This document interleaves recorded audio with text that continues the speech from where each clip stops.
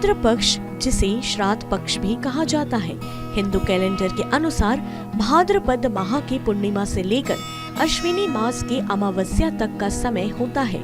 इस अवधि में विशेष रूप से पूर्वजों की आत्माओं की शांति के लिए पूजा और श्राद्ध का आयोजन किया जाता है।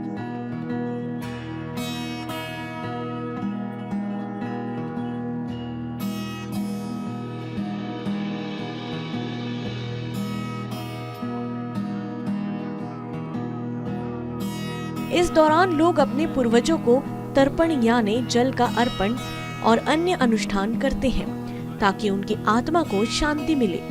यह समय परिवार के साथ मिलकर पूर्वजों की याद में भोजन बनाने और उन्हें अर्पित करने का भी होता है।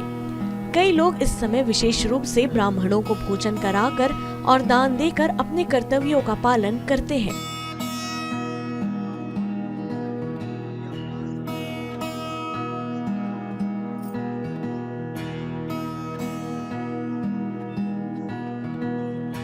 पितृपक्ष का धार्मिक और सांस्कृतिक महत्व है और इसे श्रद्धा और सम्मान के साथ मनाने की परंपरा है।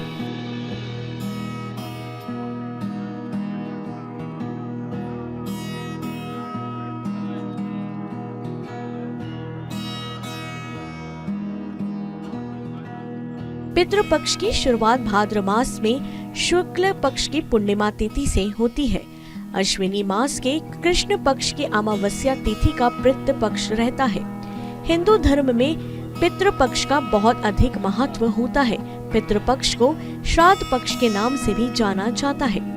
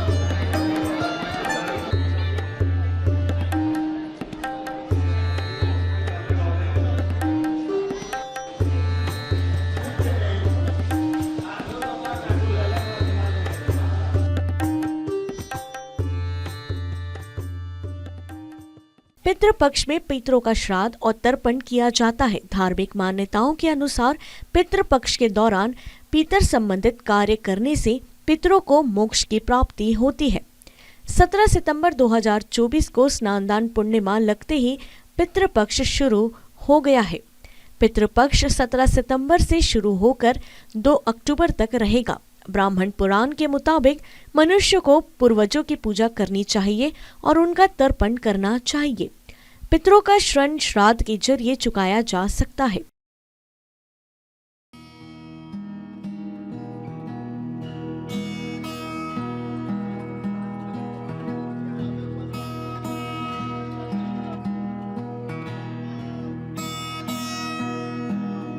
श्राद्ध के दौरान सबसे पहले प्रातःकाल स्नानादि करने के बाद हाथ में जल, कुश, अक्षत, तिल आदि लेकर पितरों को जल अर्पित करने को तर्पण कहते हैं। इसके बाद दोनों हाथ जोड़कर पितरों का ध्यान करते हुए उन्हें आमंत्रित करते हुए जल ग्रहण करने की प्रार्थना की जाती है।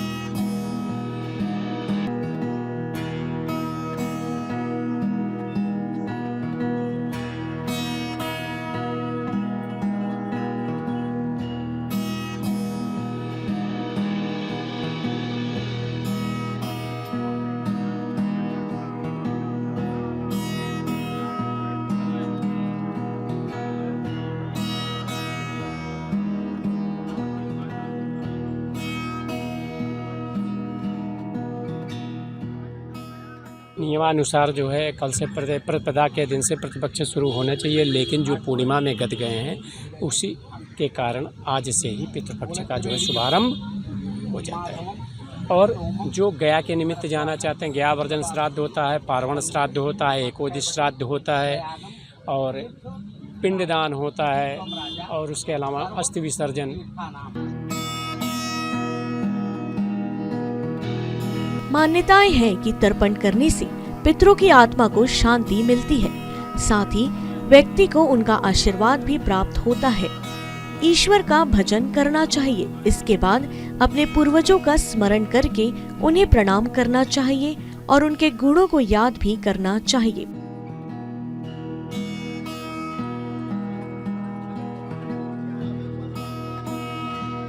पिंडदान का अर्थ होता है अपने पितरों को भोजन का दान देना। ऐसा माना जाता है कि पितृ पक्ष में हमारे पूर्वज के गाय, कुत्ता, कौवा, चींटी या देवताओं के रूप में आकर भोजन ग्रहण करते हैं। इसलिए पितृ पक्ष के दौरान भोजन के 5 अंश निकालना विधान है।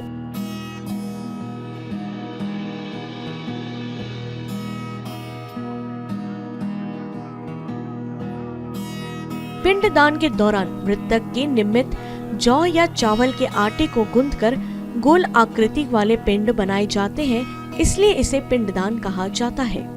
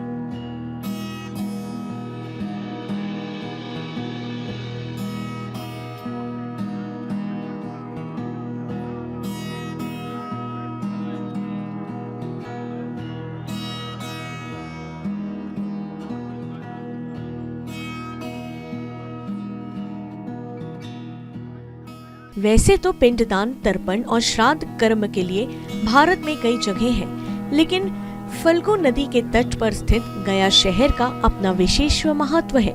धार्मिक मान्यताओं के अनुसार सर्वपितृ अमावस्या के दिन गया में पिंडदान करने से 108 कुल और 7 पीढ़ियों का उद्धार हो जाता है और पितरों की आत्मा को शांति मिलती है।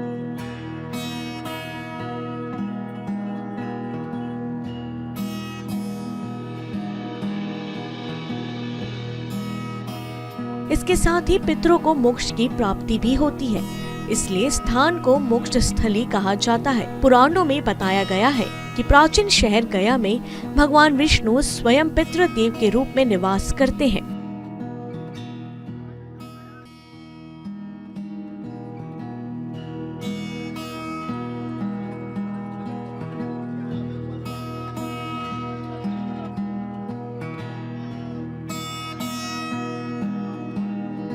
देश भर में श्राद्ध कर्म और पिंडदान के लिए 55 स्थानों को महत्वपूर्ण माना गया है, जिसमें बिहार के गया का स्थान सर्वोपरि माना गया है। गया में श्राद्ध कर्म, तर्पण विधि और पिंडदान करने के बाद कुछ भी शेष नहीं रह जाता है और यहाँ से व्यक्ति पितृ शरण से मुक्त हो जाता है।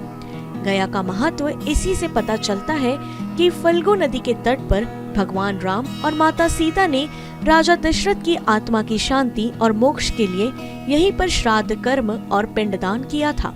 साथ ही महाभारत काल में पांडवों ने भी इस स्थान पर श्राद्ध कर्म किया था।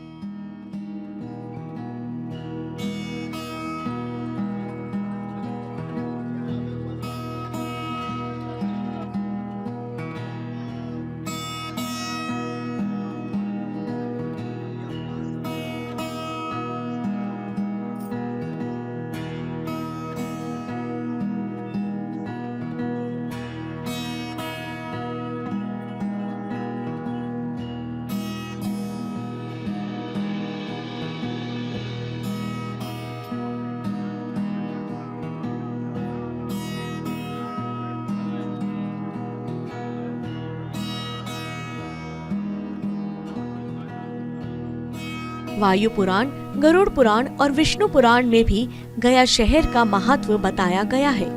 इस तीर्थ पर पितरों को मोक्ष की प्राप्ति होती है, इसलिए गया को मोक्ष की भूमि अर्थात मोक्ष स्थली भी कहा जाता है। गया शहर में हर साल पितृपक्ष के दौरान एक बार मेला लगता है, जिसे पितृपक्ष का मेला भी कहा जाता है।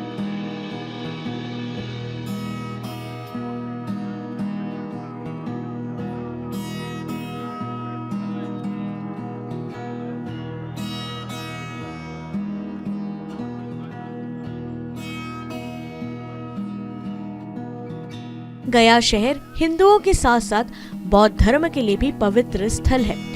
बौद्ध गया को भगवान बुद्ध की भूमि भी कहा जाता है। यहाँ पर बौद्ध धर्म के अनुयायियों ने अपनी शैली में यहाँ कई मंदिरों का निर्माण करवाया है।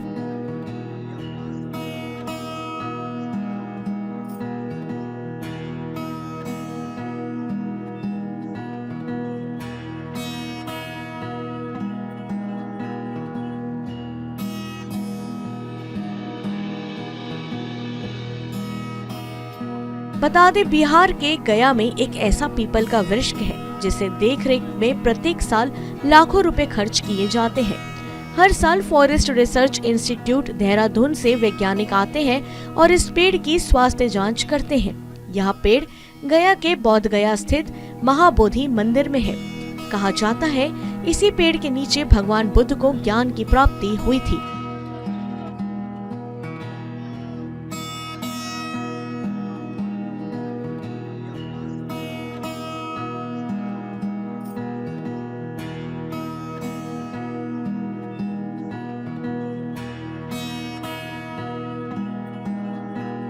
यह जगह बौद्ध धर्म के लिए सबसे पवित्र तीर्थ स्थल है।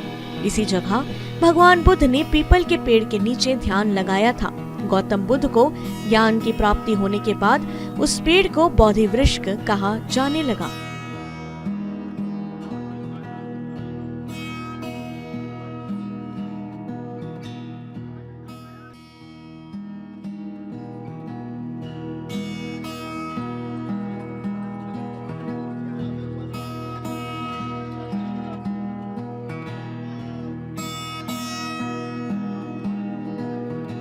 बौद्ध धर्म के लोगों के लिए बोधि वृक्ष की बड़ी महत्ता है। बौद्ध श्रद्धालु इस पेड़ से गिरे पत्ते को अपने साथ ले जाते हैं और उसकी पूजा भी करते हैं। पेड़ से अलग हुई टहनियों को मंदिर समिति सुरक्षित रखती है।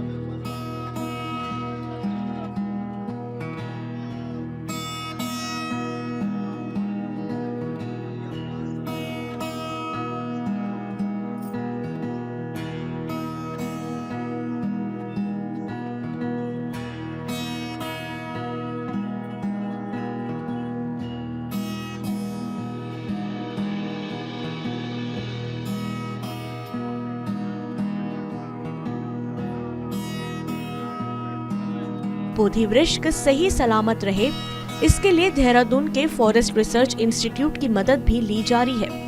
वैज्ञानिक साल में 3 से 4 बार यहाँ आते हैं और वृक्ष को स्वास्थ्य के अनुसार दवा का छिड़काव, सूखी टहनियों की कटाई और केमिकल लेप लगाते हैं।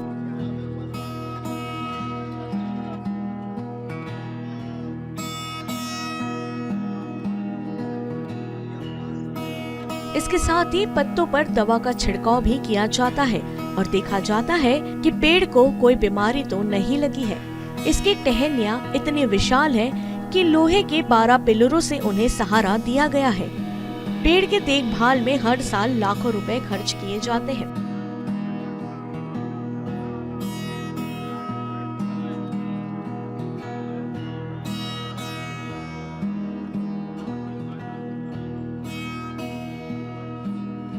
इसके साथ ही गया में भारत सेवा आश्रम भी मौजूद है, जहां श्रद्धालुओं के ठहरने की व्यवस्था की जाती है। जहां पितृ पूजा के दौरान श्रद्धालु सुबह 4 बजे से ही कमरे के लिए लाइन में लगते हैं। यह भीड़ इस बात का संकेत है कि श्रद्धालुओं की संख्या कितनी अधिक होती है। आश्रम में सीमित ही कमरे होते हैं और जिन श्रद्धालुओं को कमरे नहीं मिलते, उनके लिए पंडाल में व्यवस्था की जाती है।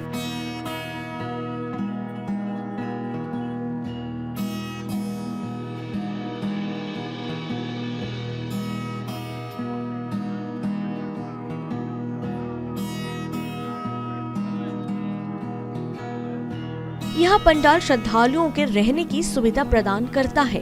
वहीं आश्रम में विशेष पूजा और अनुष्ठान का आयोजन किया जाता है, जहां लोग अपने पूर्वजों को तर्पण और श्राद्ध अर्पित करते हैं।